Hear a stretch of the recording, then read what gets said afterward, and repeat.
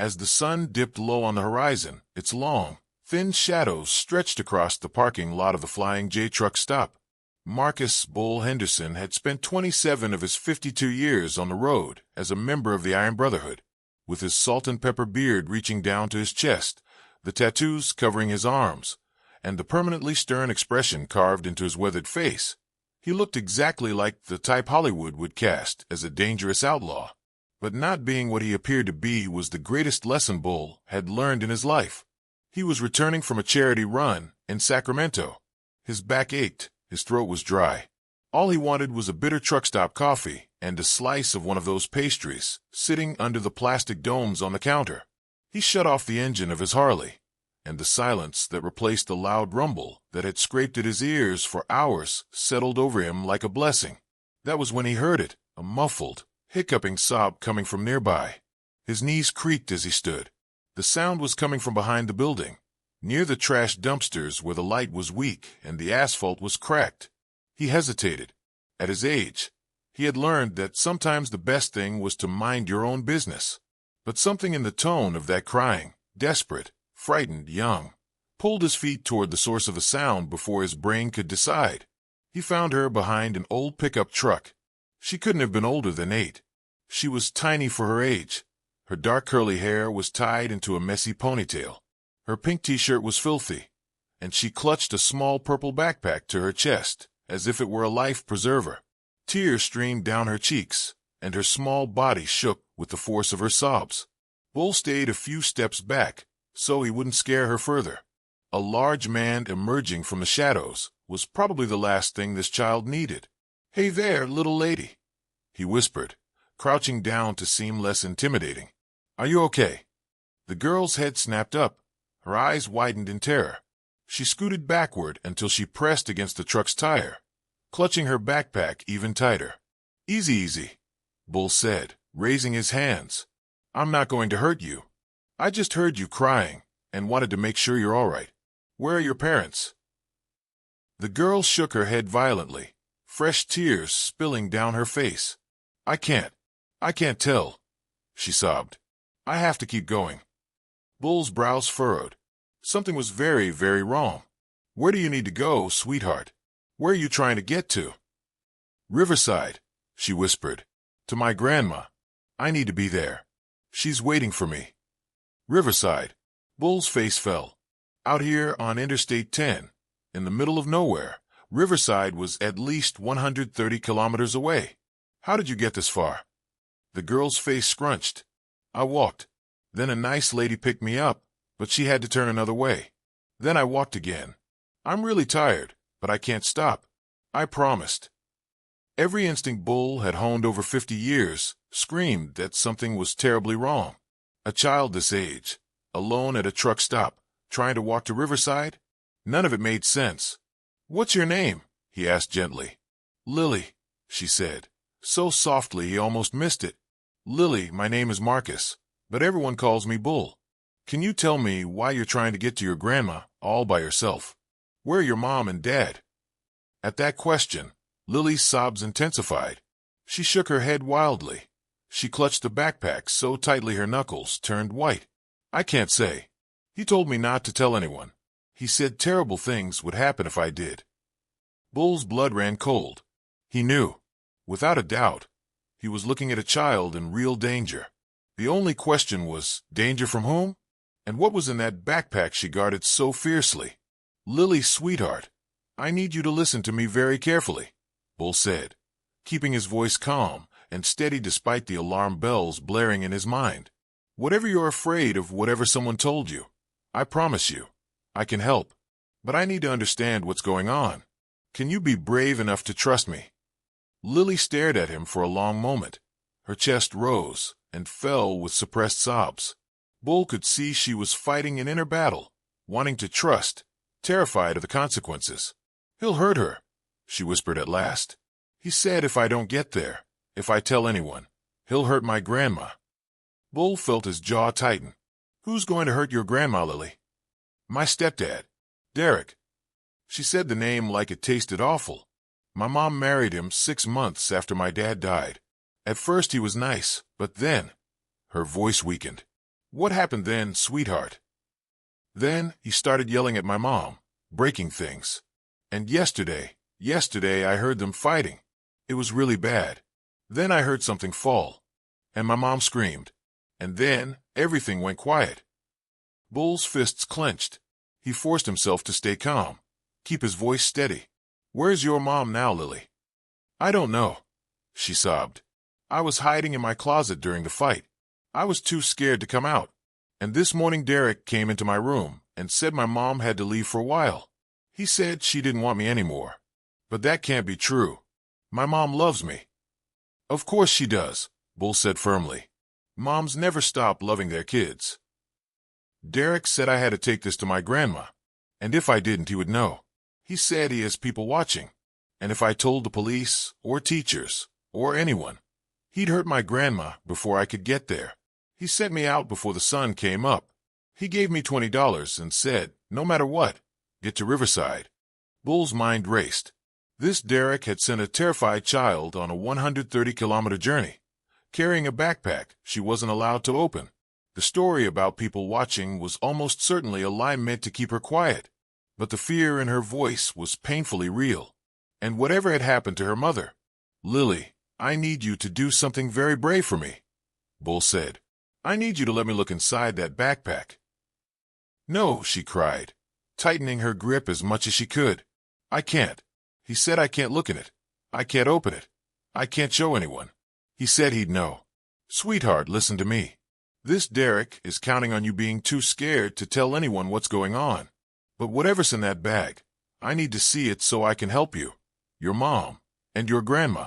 Can you be brave enough to trust me? Lily looked at him through fresh tears. Do you promise you'll help me? Do you promise you won't let anything happen to my grandma? I promise I'll do everything in my power to protect everyone, Bull said. But we have to know what we're dealing with. Slowly, with trembling hands, Lily loosened her grip on the backpack. She held it out to him. Bull took it gently. It was unexpectedly heavy. Carefully, he unzipped it, and when he saw what was inside, he had to fight the urge to scream. Not from fear, but from rage. A rage so intense, so suffocating, that he had to close his eyes and count to 10 to keep himself from punching the side of the truck. What do you think Bull saw in that backpack? And if you were in Bull's position, when a child's life and safety were on the line, what would you do? Please share your thoughts with me in the comments. Bull's eyes widened when he saw what was inside the backpack. Neatly stacked bundles of cash, tens of thousands of dollars. Beneath the money were plastic bags filled with white powder. The contents were almost certainly methamphetamine. And at the very bottom lay a cold, deadly object wrapped in a towel, a handgun. Rage filled him. Derek hadn't sent Lily to deliver something to her grandmother. He was using her as a drug and money courier, hidden behind the image of a crying child no one would suspect. If she got caught, the blame would fall on Lily. If she succeeded, she would likely face even greater danger. And Lily's mother, those screams, that silence. Lily, Bull said, trying to suppress his anger. Did Derek say anything about whether your mom was hurt?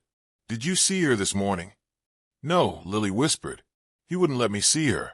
He said she didn't want to see me. But last night, after that big crash, I heard someone groaning. Then that stopped too. I was too scared to check. Bull's hands trembled as he pulled out his phone and dialed 911. What are you doing? Lily asked, her eyes widening in panic. Lily, Derek lied to you about everything, Bull said, looking straight into her eyes. Your mom loves you very much. Your grandmother is not in danger, but your mom might be. And what's in this bag? These are drugs and illegal money. Derek is a coward who would put a child in danger just to save his own skin. We need to call the police. Right now. The line clicked. 911, what's your emergency? My name is Marcus Henderson, Bull said. I'm at the Flying J truck stop off Interstate 10, exit 47. I have a missing child with me, around 8 years old. Her name is Lily. I don't know the last name. It appears she was sent walking to Riverside by her stepfather after a domestic violence incident. The stepfather's name is Derek. We need officers immediately and a welfare check on the mother. He turned to Lily. What's your address, sweetheart? Lily gathered her courage and recited her Beaumont address by memory. Bull repeated it to the operator. "You should also know," Bull said, looking at the backpack.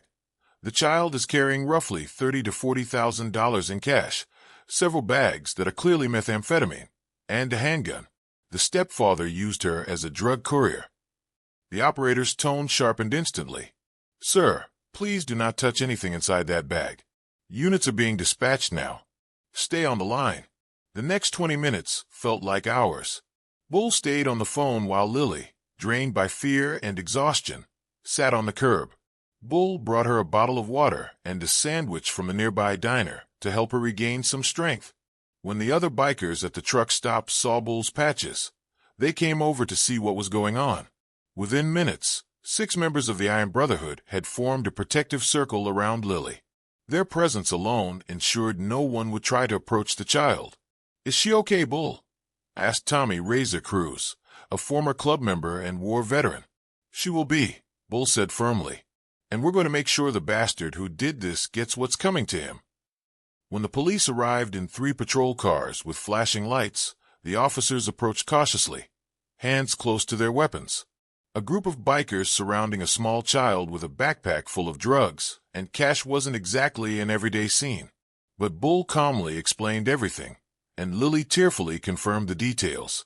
Bull showed his ID, his concealed carry permit, and his parole officer's contact information. Yes, he had done time for an assault charge 20 years ago, but he had been clean ever since. The senior officer was a woman named Lieutenant Mendoza. She listened to everything, then crouched down beside Lily and spoke softly. "You are a very brave girl. By telling Marcus what happened, you did the right thing. You helped him help you. Now I need you to come with me to the station. We're going to keep you safe, and we're going to find your mom." "Okay. Is my mom okay?" Lily asked, her voice tiny. "They're checking right now," Mendoza said. "As soon as we know anything, I'll tell you." Bull watched as Lily was guided toward the patrol car.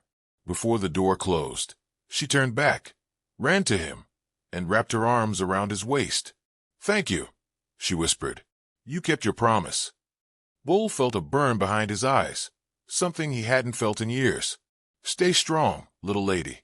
Everything's going to get better now." Do you think the police were able to reach Lily's mother? Or that Derek will pay for what he's done? Have you ever had a moment where a gut feeling led you toward the right thing? A moment that changed everything? I'd love to hear your thoughts. Waiting for Lieutenant Mendoza's call felt like torture for Bull. He had returned to the clubhouse and found himself lost staring at that first drawing Lily had made in his garage. The face of that small, helpless girl wouldn't leave his mind. Every time the phone rang, his heart leapt into his throat, and with a trembling hand full of hope mixed with fear, he grabbed the receiver. A little past midnight, the phone rang. It was Mendoza. "I figured you'd want an update," the female officer said. Beneath her professional tone, there was a faint warmth. "We found Lily's mother. Derek had beaten her severely and locked her in the basement. He'd left her there while planning to run off with the money. She's in the hospital now. Broken ribs, a concussion, but she'll recover." Bull let out the breath he hadn't realized he'd been holding. The heavy weight he carried lightened, if only a little. "And Lily?" he asked, his voice trembling. "She's seen her mother," Mendoza said. "There's no way to put that scene into words, Mr. Henderson. Yes, they'll both be okay. But the moment that little girl threw herself into her mother's arms, that moment reminded me why I do this job." Tears Bull hadn't allowed himself to shed for years streamed down his face. He couldn't stop them. "And Derek?" he asked, voice hoarse. "We caught him 2 hours ago trying to cross the Mexican border," Mendoza said, satisfaction lacing her tone. "He'll be locked up for a long time. Assault, kidnapping, child endangerment, drug trafficking, a long list. Lily's statement, the mother's testimony, and the evidence we seized are more than enough to convict him." "Good," Bull said, putting all his weight into that single word. "Mr. Henderson," Mendoza continued, her voice softer now, "I've been doing this job for 18 years. I've seen a lot of people walk away from situations where someone needed help, saying, 'It's not my problem.' But you didn't. A child needed help, and you stopped. You most likely saved that little girl's life. You definitely saved her mother's. That takes someone special. Bull had no words. He had only done what was right. By the way, said Mendoza, Lily left you a message. She said she thinks you're the best Hell's Angel she's ever met. Bull chuckled despite himself. Tell her we're not the Hell's Angels. That's a different club. But I appreciate the compliment. 3 months later, Bull received an envelope addressed to the Iron Brotherhood Clubhouse. Inside was a drawing of a small girl standing next to a bearded, broad-shouldered man. Both were smiling. At the top, in neat handwriting, it said, "Thank you for helping me. Love, Lily." Inside the envelope was also a note from Lily's mother, Rachel. She thanked him for saving her and her daughter, and wrote that she and Lily had started a new life in Riverside with Lily's grandmother. Lily was in therapy and doing well. She had started 3rd grade and was telling everyone at school about the brave biker who had helped her. Bull hung the drawing on the wall of his garage. He told the story to everyone who saw it. Some of his brothers from the club began volunteering with organizations that help victims of domestic violence. Tommy, inspired by Lily's story, started a program to bring toys to children's hospitals. That day at the truck stop, Bull had learned something very important, something he tried to teach the younger members of the club. Appearances meant nothing. Leather jackets, patches, tattoos, motorcycles, none of those defined a person. What mattered was what you did when someone needed help. What about you? Have you ever felt that your appearance changed what people expected of you? Or have you ever had a moment where you try to see a person's heart before making a judgment? I'd love to hear your thoughts. A year after the incident, Bull was invited to a community event held in Riverside. Rachel and Lily wanted to thank him face-to-face. At first, Bull didn't want to go. He neither liked emotional moments nor being the center of attention. But in the end, Tommy managed to convince him. When he arrived at the park where the event was held, Lily noticed him immediately. She was now healthier, stronger, and far more confident than before. She ran straight toward Bull. Bull knelt down so he could hug her. "Bull!" Lily shouted. "Hey there, young lady," Bull said, his voice trembling with emotion. "You look amazing." "I'm doing great," Lily said proudly. "My mom and I are happy now, and we're safe." Rachel approached with teary eyes. "I can never thank you enough, Marcus. You gave us our lives back." Bull shook his head. "The truly brave one is your daughter.